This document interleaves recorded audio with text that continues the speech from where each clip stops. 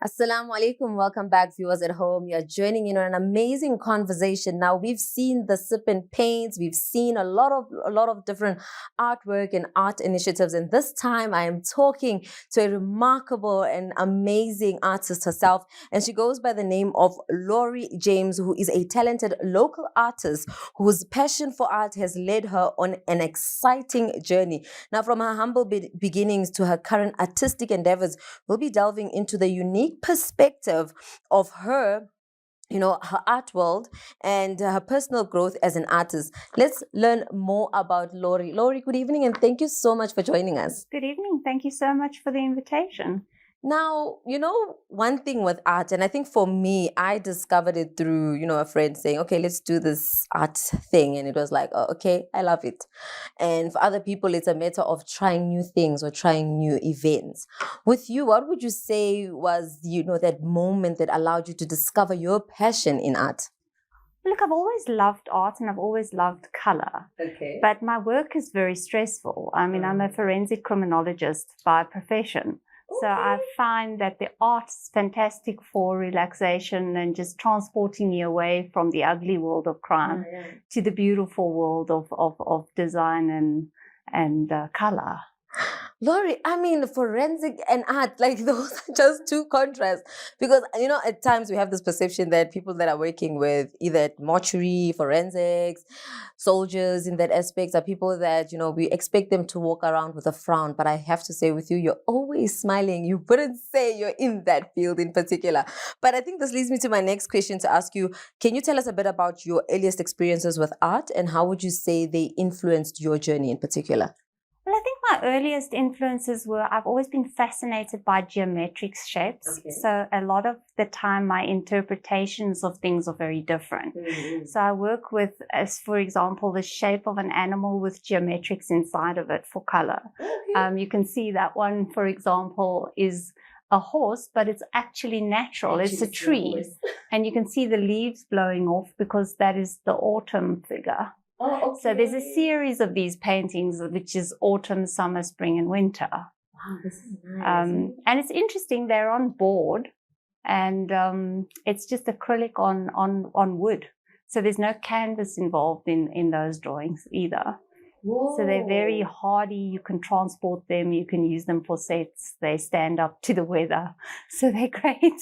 Yeah, this is quite nice. Now, Laurie, I think I'm just going to go back to the whole, I know our conversation is not you as a forensic, but this is out of just curiosity to say, when you are now delving into that field of forensic, is there something that you do that allows you to sort of focus to that? Because I feel like with art, it needs you to be relaxed and, drawing inspiration from things that are quite, if I can say so, can be life experiences. But with forensic, it needs to be accurate. It needs to be, it's quite stringent in that sense. How do you then balance the two contrasts? So it's quite interesting. My original training, I came from the intelligence world. Mm-hmm. And then I studied criminal profiling, which is the mind of the criminal. Specifically with majors in psychology and criminology. And now I have a company called Overwatch where we deal a lot in cybersecurity, which is also very precise. But that's why I bring that precision, but also the flow to the art. So the one sort of feeds the other one. A lot of my art can be quite dark at times, depending on what I'm going through, but it's a release. It's a wonderful release to move out, and that's why I love color, like those dolphins. I always try to find happy things, and I love nature, so I paint a lot of birds because their colors are so bright and exciting. Now, I don't know much about art, but I just assumingly so. What would you say, influences your, how do you go about developing style over the years in terms of the artwork that you're doing and probably certain features you're featuring? Because I think most of your artwork, from what I've seen, I stand to be corrected, is more nature, animals. And I haven't seen I remember I saw the beautiful elephant. Wow, amazing. I so wish we could feature it here. But how do you then, discover and also re-modify your style over the years? So I think in the beginning, I didn't know much. So I'm pretty much self-taught, never really had a coach. Okay. So that was also interesting. So I kind of stumbled and fell and found what I liked. I started off with acrylics. And then I met a marvelous artist in Botswana. His name was Wilson Ngoni. Okay. Incredible artist. And he introduced me to oils. And I found that it's much easier to blend with the oils because the drying time is greater. Oh. So that's when I started with oils. And yeah, now I really love the oils. Just the drying time is longer, but the blends are so much better. So I've evolved that way. And then I just take inspiration from every day because every day changes. And, you know, the forensics, I get an experience and I see something and it's like, oh, I can paint that. Or how do I depict this in a different way? Or with cyber, what can I draw that's going to educate children about human trafficking without frightening them? So taking a dark concept and introducing color and light and teaching them about a subject through the arts, which also helps a lot to keep the community safe. Speaking about community, I want to know in terms of, you know, the arts, space, because we know that, you know, when you're doing your casual paintings, it's always fun, it's always giggly, it's always relaxed. What would you say are some of the benefits and challenges of, you know, working or being in that art community?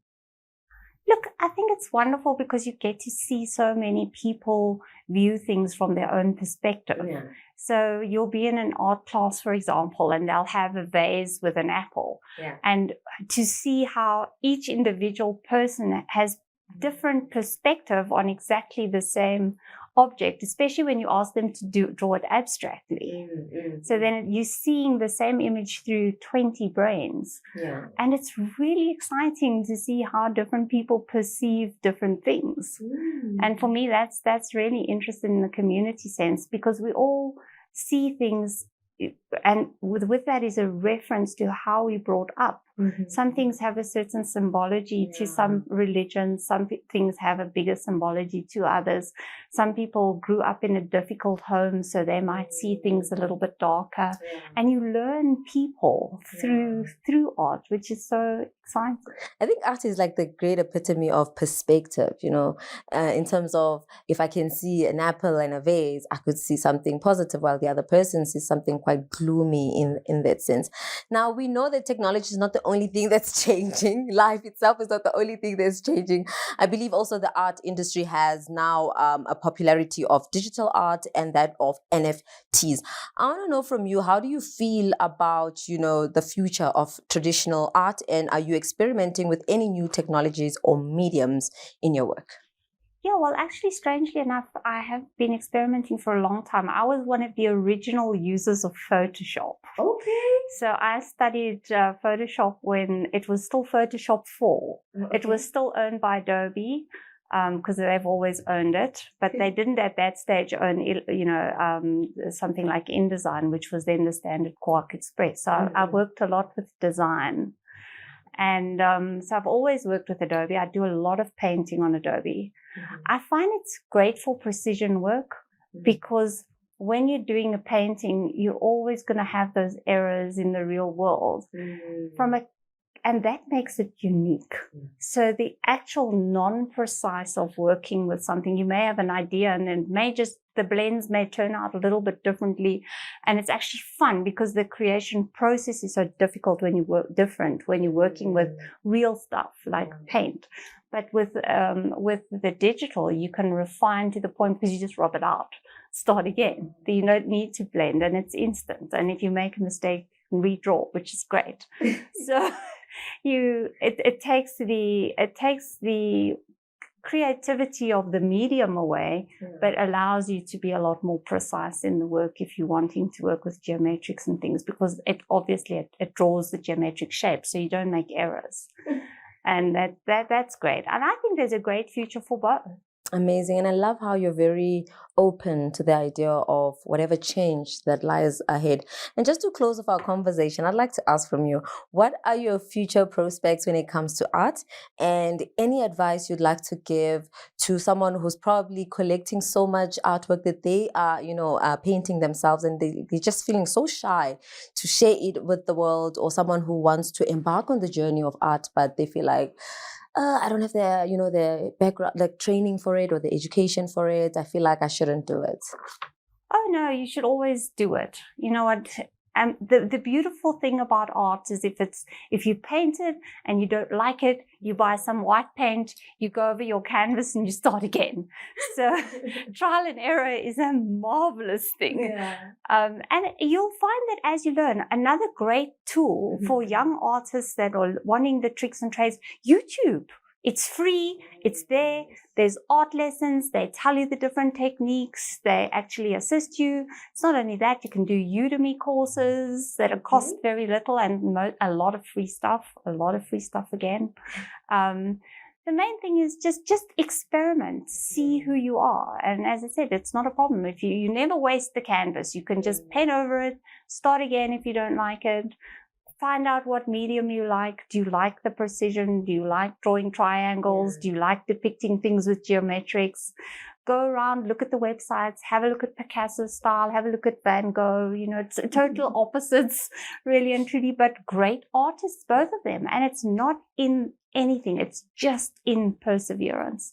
You will get the techniques, and YouTube will help you. A lot of these mediums help you. There's so many ways to learn. You don't need money.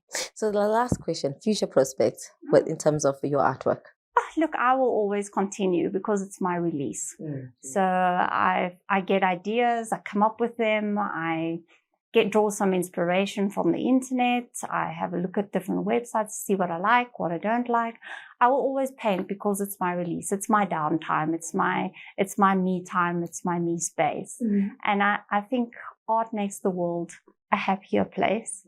And being in such a depressing field, I need the happy place. So I'm working a lot now with geometrics and with color, and just seeing how experimenting with that. I'm also now, because of the cyber and the interesting cyber technology, I'm starting to work with neons, which I've never done before. So I'm looking at a little bit more brightness and some really far out, interesting shapes and sizes that depict cybersecurity. Wow. So I'm playing with that to see the new experiments.